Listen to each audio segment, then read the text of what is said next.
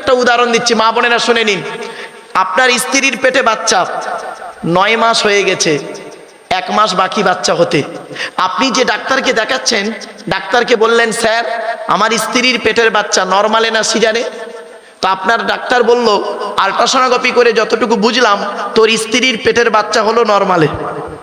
তো আপনি ডাক্তারকে জিজ্ঞাসা করলেন স্যার নরমালে বাচ্চা হলে কত টাকা খরচা? তো ডাক্তার আপনাকে বলল 30,000 টাকা। 30,000 টাকা জাস্ট ধরে নিন। আপনার ব্যাংকে আছে 50,000 টাকা। ব্যাংকে কত বললাম?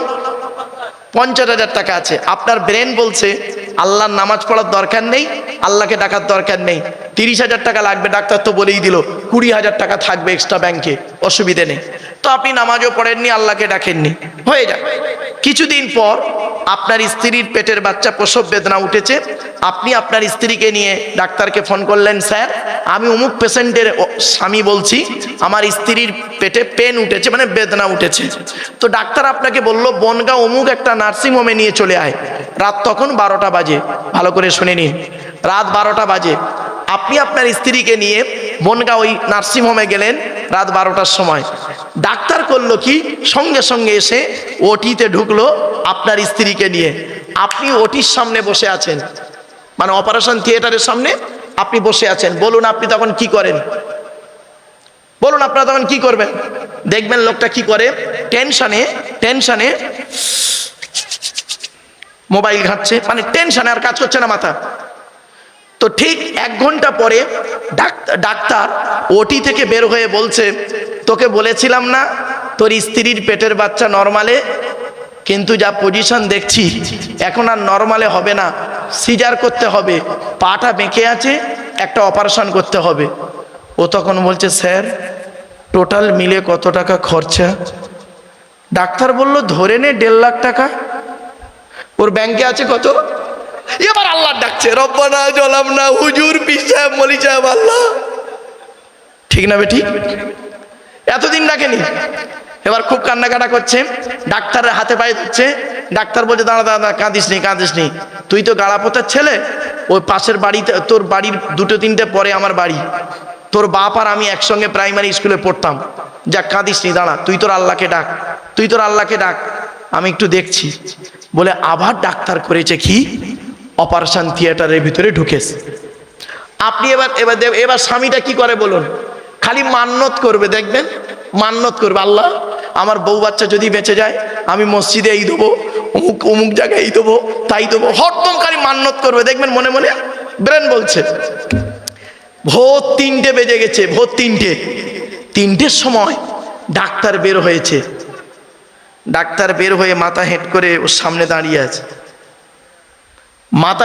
ডাক্তার দাঁড়িয়ে আছে ওর সামনে। ও মনে করেছে আমার বউ বাচ্চা দুটোই মরে গেছে। কিছুক্ষণ পরে ডাক্তার মুখ থেকে মাস্কটা খুলে বলছে তোর কপালটা খুব ভালো জানিস, তোর বউয়ের পেটের বাচ্চা নরমালে হয়েছে আর বেটা ছেলে হয়েছে। তখন ও কি বলে শুনবেন? স্যার আপনি ছিলেন বলে আমার বউ বাচ্চা বেঁচে গেছে, নইলে মরে যেত। ঠিক না বেটি? আমার আল্লাহ বললেন কি, বান্দা তুই আমাকে উপরে বিশ্বাস করলি না, এরই নাম ঈমান। ছোট্ট একটা উদাহরণ দিচ্ছি, ঈমান কাকে বলে শুনে নিন। আর একটা উদাহরণ দিচ্ছি, আল্লাহকে 100% বিশ্বাস বলেছি না? আপনারা বললেন, আমি আপনাদের জিজ্ঞাসা করেছিলাম আপনারা আল্লাহকে 100% বিশ্বাস করেন? আপনারা বললেন হ্যাঁ, আর আমি মুচকে হেসে ফেলেছিলাম, তাই তো নাকি? আরে ভাই বলুন না, একটু কথা বলুন। মুচকে হেসে ফেলেছিলাম, আপনারা তখন ভেবেছিলেন অন্যরকম। আর একটা এক্সাম্পল দিচ্ছি, দেখুন। আচ্ছা আজমির শরীফে আপনারা কেউ গেছেন কোনোদিন? আজমির শরীফ নাম শুনেছেন? আচ্ছা শুনেছেন। ওখানে একটা লোকের কবর আছে জানেন? লোকটার নাম খাজা মঈনুদ্দিন চিশতি, নাম শুনেছেন? ওনার কবর আছে, ঘটনাটা শুনে নিন। খাজা মঈনুদ্দিন চিশতি রহমাতুল্লাহ আলাইহি একদিন ফজরের নামাজের পরে তারাগড় পাহাড়ের নিচে গাছের তলায় বসে বসে কোরআনের সূরা ইয়াসিন পড়ছিলেন। তারাগড় পাহাড়ের নিচে গাছের তলায় বসে বসে ফজরের নামাজের পরে সূরা ইয়াসিন পড়ছিলেন। পড়া কমপ্লিট, পাহাড়ের দিকে চেয়ে দেখছে কিছু যুবক ছেলে বড় একটা পাথর ধরে দাঁড়িয়ে আছে। পাথরটা ফেলে দেবে, আর খাজা মঈনুদ্দিন চিশতি ওই পাথরের আঘাতে মরে যাবে। ছেলেগুলো ধারণা। খাজা মঈনুদ্দিন চিশতি রহমাতুল্লাহ আলাইহির ইমানটা কিরকম মজবুত দেখুন। 100% ইমান কাকে বলে দেখে নিন। পাথরের দিকে চেপ দুটো বাক্য বলেছিলেন। এক নাম্বার বলেছিলেন, হে পাথর, তোর দ্বারাই যদি আমার কপালে আল্লাহ মৃত্যু লিখে রাখে, তাহলে আমি মঈনুদ্দিন এটাই বিশ্বাস করব, পাথরেই মৃত্যু আমার কপালে লেখা ছিল, কোনো দুঃখ নেই। কিন্তু পাথর, তোর দ্বারাই যদি আল্লাহ আমার কপালে মৃত্যু লিখে না রাখে, পাথর তুই আজকের আল্লাহর হুকুমে ওই জায়গায় দাঁড়িয়ে যা। আজও পর্যন্ত পাথর সেই জায়গায় দাঁড়িয়ে আছে। জানেন ইতিহাস? চলে যান, গিয়ে দেখে নেবেন। বাপেরা, এরই নাম 100% ইমান। আর একটা বলবো, অসুবিধা হচ্ছে আপনাদের? আমার ওয়াজ বুঝতে পারছেন আপনারা? আর একটা বিশ্বাস দেখুন, 100% বিশ্বাস কাকে বলে? ফুরফুরা শরীফ নাম শুনেছেন? হ্যাঁ, এখানে গোবরডাঙ্গা বলে কোন একটা জায়গা আছে না? আছে, শুনে নিন। ওই গোবরডাঙ্গার সেজবাবু, সংক্ষেপে বলছি, ফুরফুরার পীর দাদা হুজুর পীর কেবলা রহমাতুল্লাহ আলাইহিকে 3 রাউন্ড বুকে গুলি করেছিলেন, একটাও গুলি লাগেনি, বের হয়নি। বাইরে গুলি করেছেন, সেগুলি বের হয়েছে, কিন্তু ওনার বুকে গুলি বের হয়নি। উনি বলেছিলেন, এই দারোগা শোনো, আমার আল্লাহ যদি তোমার গুলিতে আমার তকদিরে মৃত্যু লিখে রাখে তো মৃত্যু হবে, আর যদি তোমার গুলিতে আল্লাহ আমার মৃত্যু লিখে না রাখে, তুমি হাজারো গুলি করলে আমার মৃত্যু হবে না। তখন দারোগাবাবু রেগে গিয়ে 3 রাউন্ড গুলি করেছিলেন, একটাও গুলি ওনার বুকে লাগেনি, বাইরে দিয়ে বেরিয়ে হয়ে গেছে, কিন্তু ওনার মৃত্যুও হয়নি। সঙ্গে সঙ্গে ওই দারোগা দাদা হুজুর পীরকে রহমাতুল্লাহ কাছে ক্ষমা চেয়েছিলেন। এরই নাম 100% ইমান। আর আপনি আমি, আপনার আমার ইমান, বিপদে পড়লে আল্লাহর ডাকি, আর বিপদ থেকে উদ্ধার হয়ে গেলে আল্লাহর ভুলে যাই। এই জন্য আল্লাহ নিজেই বলেছেন, আমার ঘরের দায়িত্ব কে নেবে? যে ব্যক্তি 100% আল্লাহকে বিশ্বাস করবে। 100% বিশ্বাস করুন। বন্ধু, বাবাজি, যুবক ভাইদের বলে যাচ্ছি, সৃষ্টিকর্তাকে আপনি 100% বিশ্বাস করুন। মনে রাখবেন, কোনোদিন ভাববেন না যে আমি একা। এই ছেলে, তুমি কি করে বলো আমি একলা বাপের একটা ছেলে, আমার কেউ নেই? মনে রেখো, আল্লাহ বলছেন তোর কেউ নেই মানে আমি আল্লাহ তোর সঙ্গে আছি। তোরা 2 জন থাকলে আমি আল্লাহ আছি 3 জন, তোরা 3 জন থাকলে আমি আল্লাহ 4 জন। মনে রাখবি, আমি সৃষ্টিকর্তা তোর সঙ্গে আছি। আপনি খেতে গেলে আল্লাহর নাম নিন, শুতে গেলে আল্লাহর নাম নিন, সৃষ্টিকর্তার নাম নিয়ে সব কাজ করুন। আল্লাহ নিজেই বলেছেন, শুনে নিন, আল্লাহ নিজেই কোরআনে বলেছেন, ইজা আযামতা ফাতাওয়াক্কাল আলাল্লাহ। আল্লাহ বলছেন, তুই যখন কোনো কাজ করতে যাবি, ফাতাওয়াক্কাল আলাল্লাহ, আল্লাহর উপরে ভরসা করে কাজে নামবি। ইন্নাল্লাহা ইউহিব্বুল মুতাওয়াক্কিলিন, যারা আল্লাহর উপরে ভরসা করে কাজে নামে, আমি আল্লাহ তাদের অত্যন্ত ভালোবাসি। এই জলসা কমিটির ভাইয়েরা শুনে নিন, আপনারা জলসা দিয়েছেন বহুদিন পর, একমাত্র জলসা কারোর উপরে ভরসা করে নয়, ভরসা হবে কার উপর? জোরে বলুন, আল্লাহর উপরে ভরসা। যে কজন শ্রোতা বসে আছেন, দাঁড়িয়ে আছেন, এগুলি হলো পারফেক্ট। মনে রাখবেন, পারফেক্ট শ্রোতা আল্লাহর উপরে ভরসা করে জলসা দেবেন। আল্লাহ বলছে, বান্দা তুই আমার উপরে ভরসা করে কাজে নাম, অল্প হলেও ওতেই আমি আল্লাহ খুশি হয়ে যাব। আমি আল্লাহ যদি খুশি হয়ে যাই, তোর আর কিছু লাগবে না।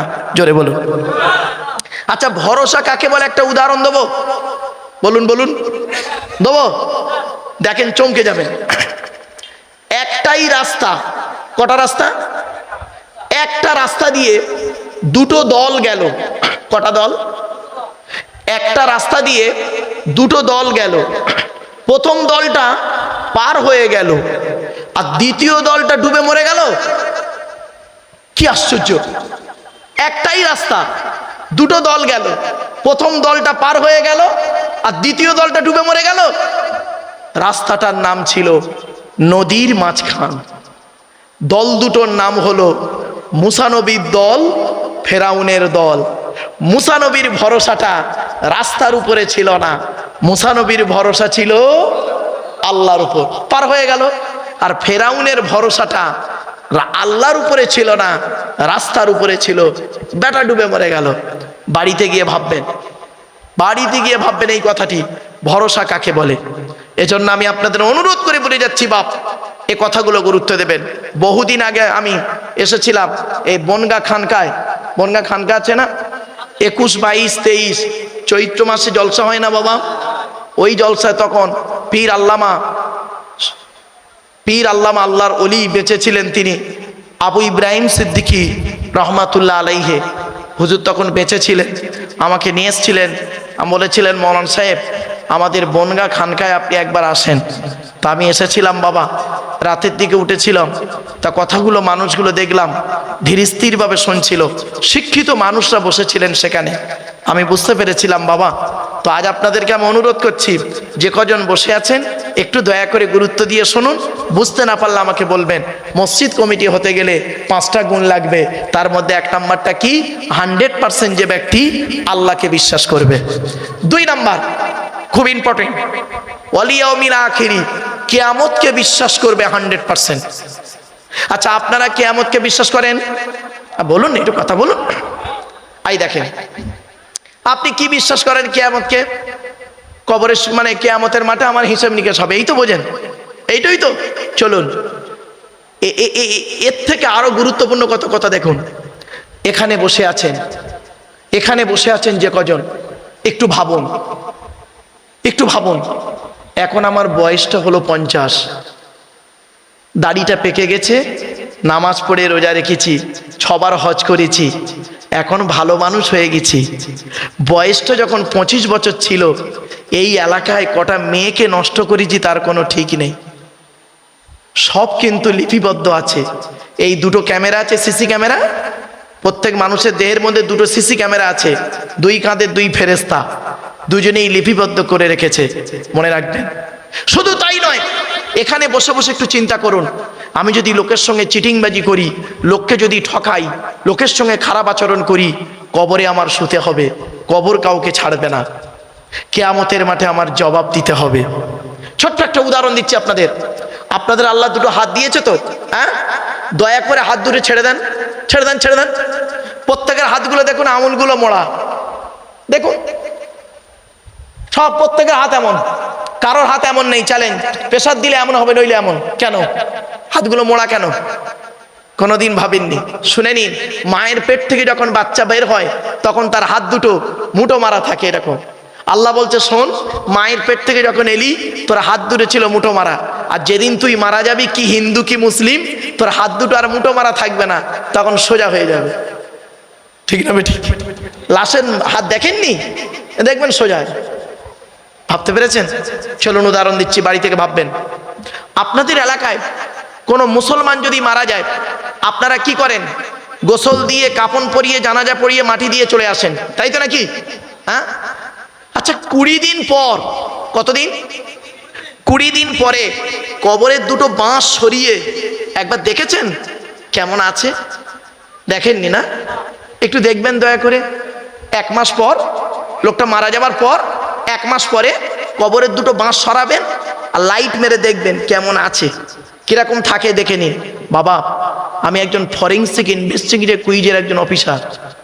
আমার গাড়ির সামনে একটা বোর্ড লাগানো আছে, দেখবেন ওয়ার্ল্ড হিউম্যান রাইটস কাউন্সিল, নিচেই লেখা আছে দেখবেন ন্যাশনাল প্রেসিডেন্ট, বিশ্ব মানবাধিকার পরিষদের ওয়ার্ল্ড হিউম্যান রাইটস কাউন্সিলে দিল্লিতে আমি একজন ন্যাশনাল প্রেসিডেন্ট।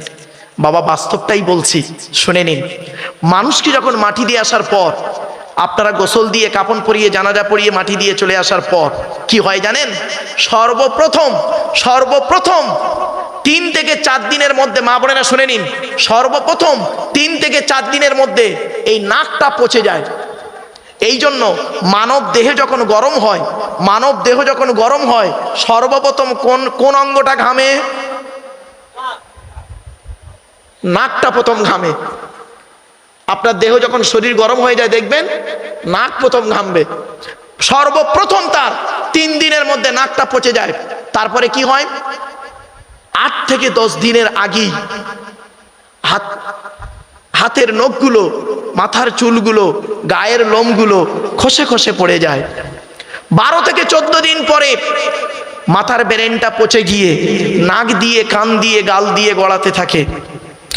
18 থেকে 20 দিন পর পেটটা ফেটে যায়, পোকায় তৈরি হয়।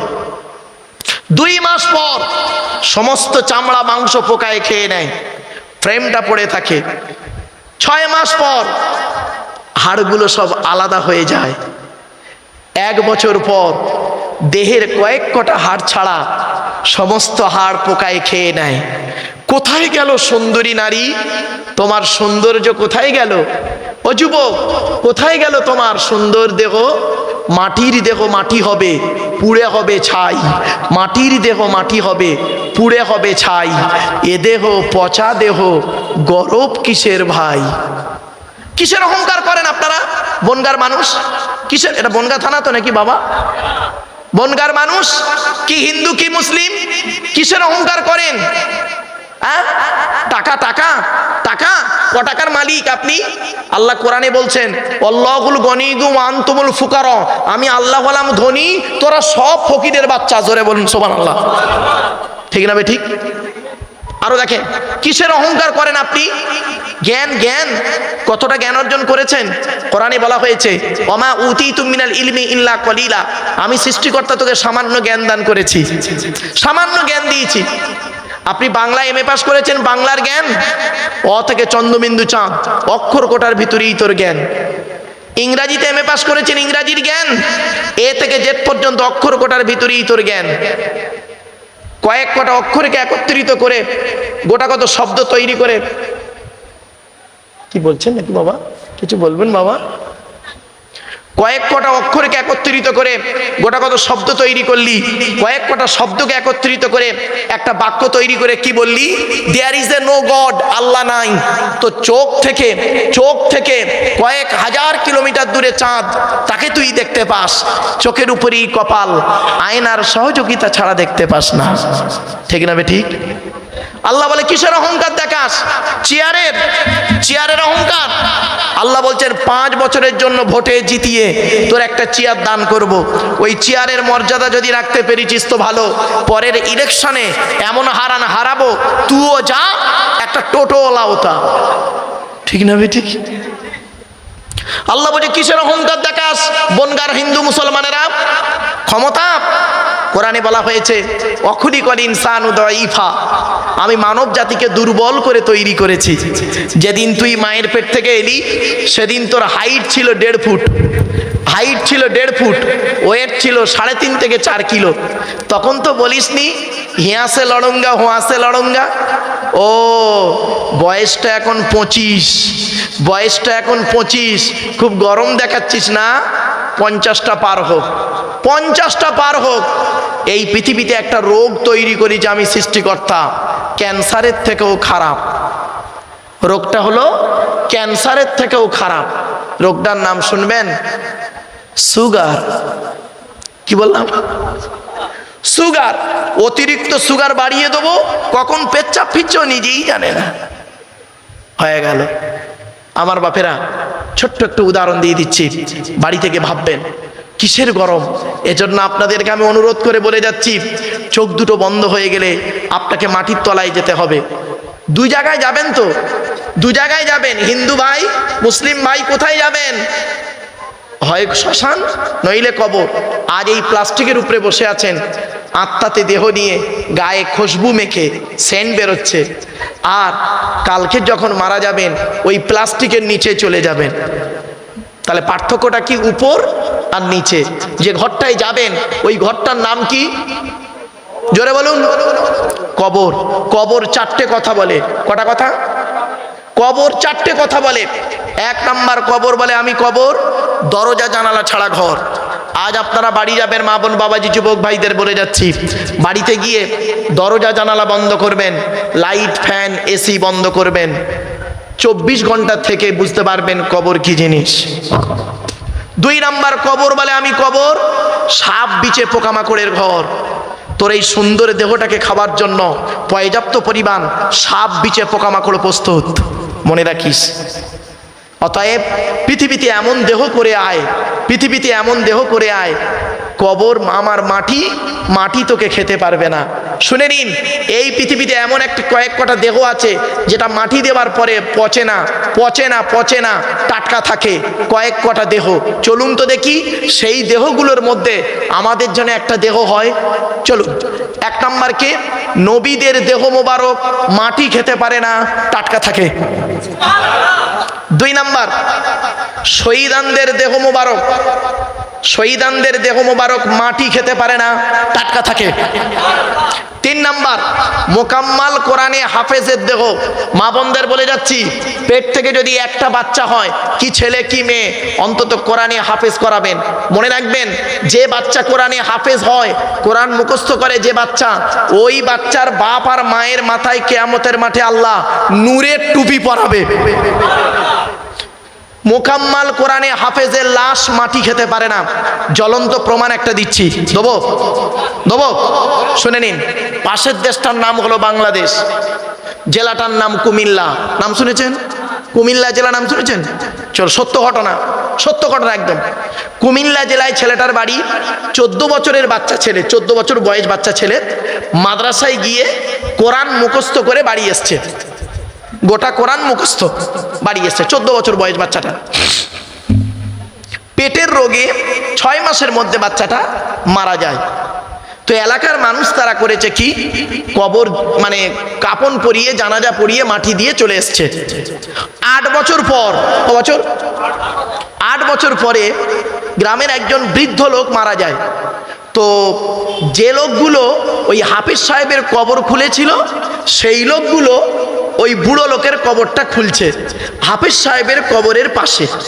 এখন হাফিজ সাহেবের কবরের পাশে কবর খুলতে খুলতে হাফিজ সাহেবের কবরটা একটু ভেঙে যায়। ভেঙে যেতে যারা 4 জন কবর খুলছিল, তারা দেখছে হাফিজ সাহেবের কাপনটাও পচন ধরেনি।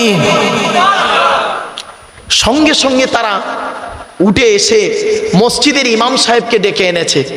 মসজিদের ইমাম সাহেব দেখে ফোনের মাধ্যমে 4-5 জন আরো মৌলানা সাহেবদের ডেকে এনেছে। এনে ততক্ষণে গ্রামের লোক সব জড়ো হয়ে গেছে। তো ওদের মধ্যে একজন মৌলানা সাহেব করেছেন কি, কবরে নেমে হাফেজ সাহেবের মুখ থেকে কাপনটা সরিয়ে দেখছে 8 বছর আগে যেমন কর্পূর দিয়েছিল, 8 বছর পরে সেই কর্পূর আজও টাটকা আছে। এমন দেহ নিয়ে কবরে যেতে পারবেন? বাড়িতে এখানে বসে বসে ভাবুন। আমি বলেছিলাম না, জলসা হচ্ছে শোনার নাম নয়, শুনতে হবে, বুঝতে হবে, প্র্যাকটিক্যাল করতে হবে। 3টে। আপনারা কেন বসেছেন এখানে জলসা শুনতে? কারণটা কি? যদি কেসা কাহিনী ঘটনা শুনবেন, কেসা কাহিনী যদি বলেন বাবা একটা ঘটনা ধরে নিচ্ছে, এখন 2 ঘন্টা পার হয়ে যাবে, এতে কোনো লাভ হবে না। জাস্ট ছোট ছোট এক্সাম্পলগুলো কেন দিচ্ছি? আপনার ইমানটাকে মজবুত করার জন্য, ইমানটাকে মজবুত করার জন্য। চলুন এগিয়ে যাচ্ছি। এরপরে আসছি, হাক্কানি আলেমের দেহ মাটি খেতে পারে না, টাটকা থাকে। তাহলে কটা হলো? 4টে। নবীদের দেহ, শহীদানদের দেহ, হাফেজ সাহেবের দেহ, হাক্কানি আলেমের দেহ। 5 নাম্বার হলো মুয়াজ্জিনের দেহ। মুয়াজ্জিনের দেহ 12 বছর যদি কেউ নিঃস্বার্থভাবে আজান দেয়, শুনে নিন, 12 বছর যদি কেউ নিঃস্বার্থভাবে আজান দেয়, ওই দেহ মাটি খেতে পারে না, টাটকা থাকে। আচ্ছা, এই 5টার মধ্যে আমরা একটা হতে পারবো? বলুন বলুন, সম্ভব? আচ্ছা, নবী কি আমরা হতে পারবো? না, বাদ।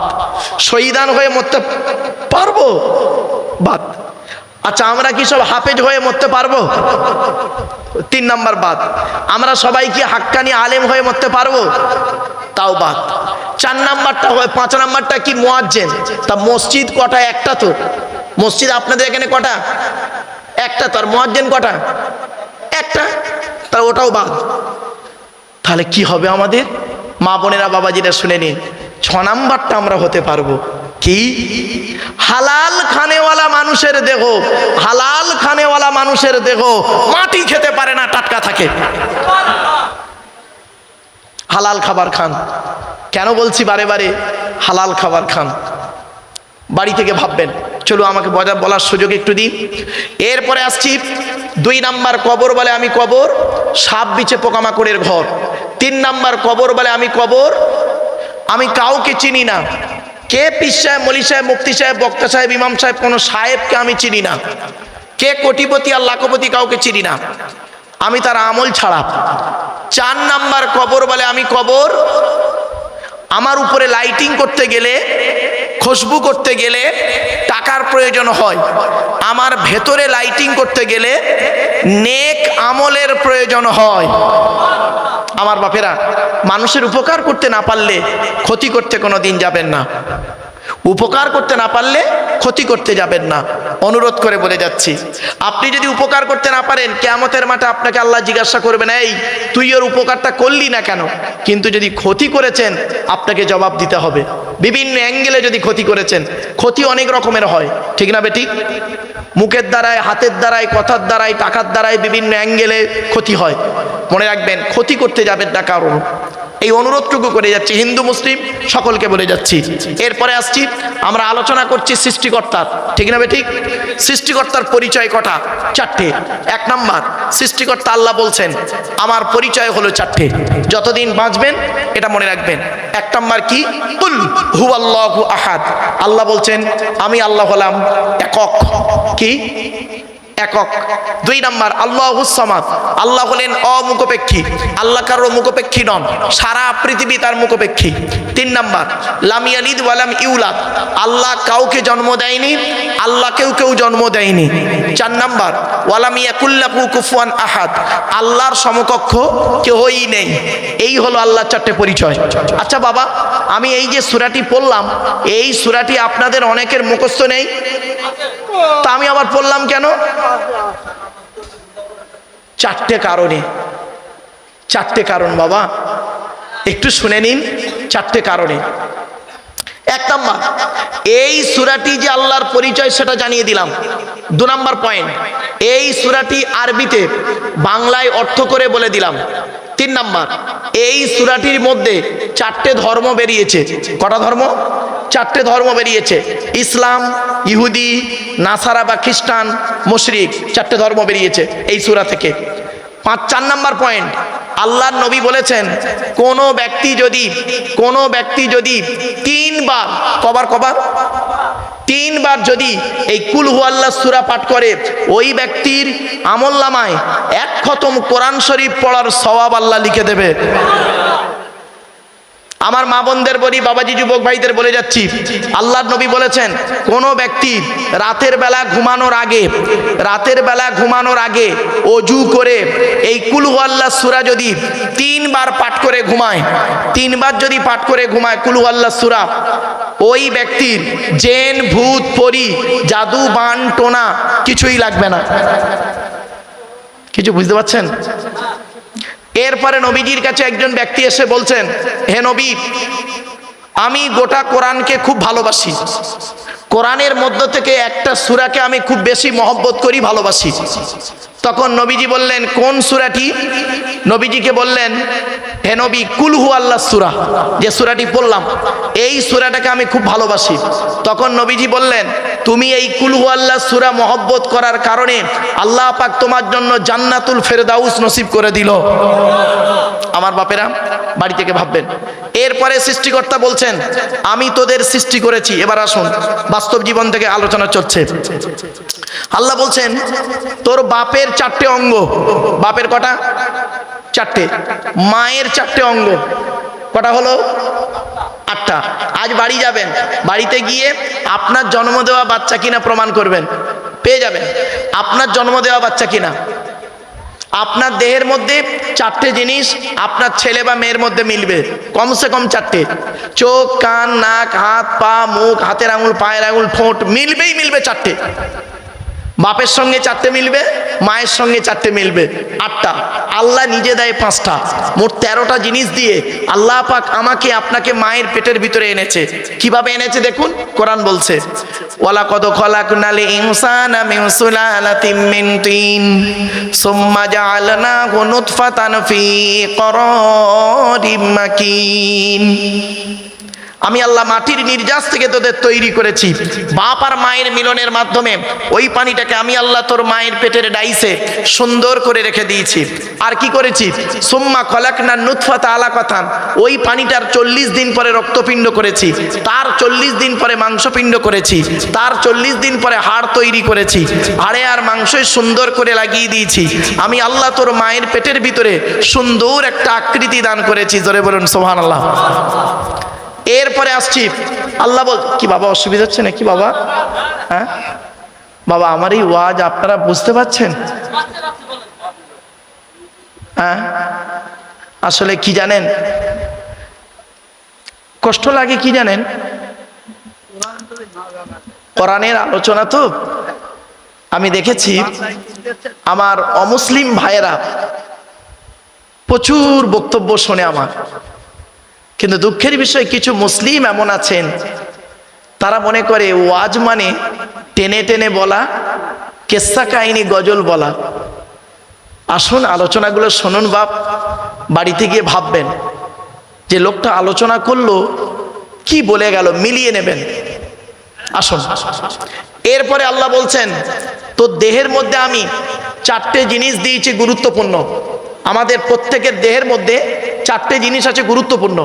চারটের একটা খারাপ হলে আপনি মারা যাবেন 100%, আর চারটেই যদি খারাপ হয়ে যায় সঙ্গে সঙ্গে মারা যাবেন। চারটে কি কি মা বোন বাবাজিরা শুনে নিন। চারটে জিনিস কি কি? এক নাম্বার হলো ব্রেন। কি বললাম? ব্রেন। আল্লাহ বলে তোর ব্রেন দিয়েছি, অযথা টেনশন করবি না, চিন্তা করবি না, স্ট্রোক করে মরে যাবি। আল্লাহ বলে তুই কিসের টেনশন করিস? বইয়ের টেনশন, ছেলে মেয়ের টেনশন, ভাই বোনের টেনশন, জায়গা জমির টেনশন, ব্যবসা বাণিজ্যের টেনশন, ওসব টেনশন করিস নি, স্ট্রোক করে মরবি। কই তুই এই টেনশনটা করতে দেখি কি করে আকাশ তৈরি হলো, জমিন তৈরি হলো, চন্দ্র সূর্য নক্ষত্র গ্যালাক্সি নেহারিকা তৈরি হলো, এইসব চিন্তা কর, তোর মেধা শক্তি বাড়িয়ে দেবো। আল্লাহ বলছেন তোর মেধা শক্তি বাড়িয়ে দেবো। বাপেরা এইসব চিন্তা করুন। আপনি ভাতের রং কি সাদা না কালো? আর পায়খানার রংটা কেমন? লাল না হলুদ? হলুদ। তা ভাতের রং সাদা, পায়খানার রং হলুদ, এটা কেন ভাবলেন না? পেটে কতটা হলুদ রং আছে একবারও তো ভাবেননি? আমার ওয়াজ শুনতে গেলে একটু ভাবতে হবে কতটা পেটে হলুদ রং আছে। ভাতের রং সাদা, পায়খানার রং হলুদ হলো। আল্লাহ বলছে এটা ভাবলি না? তুই যে খাবারটা খেলি, 22 ফিট লম্বা নাড়ি। কত ফিট? 22 ফিট লম্বা নাড়ির ভিতর থেকে পচিয়ে পচিয়ে পচিয়ে পচিয়ে রেচন পদার্থটা, ইউরিনটা বের করলাম একদিক থেকে, স্টুল মানে পায়খানার বের করলাম অন্য দিক থেকে, আর ভিটামিনটা কি করলাম শিরা উপশিরার মধ্যে দিয়ে তোর দেহটা ঠিক রাখলো। তুই একবারও ভাবলি না? তুই একবারও ভাবলি না তুই এখান থেকে খেয়ে পেছন থেকে বের করলি? আর এই পৃথিবীতে এমন একটা প্রাণী আছে যে মুখ দিয়ে খায়, মুখ দিয়ে বের করে দেয়। ঠিক না বেঠিক? আল্লাহ বলে তুই একবারও ভাবলি না তুই যে খাবারটা খেলি 22 ফিট লম্বা নাড়ির ভিতর দিয়ে বের করলি, আর পিঁপড়ে পিঁপড়ে সেও খেয়ে হজম করে বের করে, তার কত ফিট লম্বা নাড়ি আছে একবারও ভাবলি নি। এই ভাবনা ভেবেছে কারা? বৈজ্ঞানিকরা। বৈজ্ঞানিকরা ভেবেছে, এই কোরআনকে নিয়েই ভেবেছে, তারা এই জন্য উঁচু জায়গায় পৌঁছেছে। আর আমরা কোরআনটাকে তুই তেল পড়া পানি পড়ায় ব্যবহার করেছি, এই জন্য আমরা নিচু জায়গায় বসে আছি। পার্থক্য এই জায়গাটায়। কোরআনকে নিয়ে গবেষণা করুন, আল্লাহ মেধা শক্তি বাড়িয়ে দেবে। তো এক নাম্বার। আর একটা দেখুন, আল্লাহ বলে তুই একটাও ভাবলি না কেন? এই কথাটা কেন ভাবলি না? 1 টাকার কয়েনের ডাইস থেকে 2 টাকার কয়েন বের করার ক্ষমতা তোর নেই, তোর বাবারও নেই। আর আমি আল্লাহ কত বড় বৈজ্ঞানিক, একবার চিন্তা করে দেখ, তোর একটা মা একটা বাপ থেকে তোরা 5টা ভাই বোন হলি, 5টা 5 রকম দেখতে। ঠিক না বেঠিক? একবারও ভাবলেন না?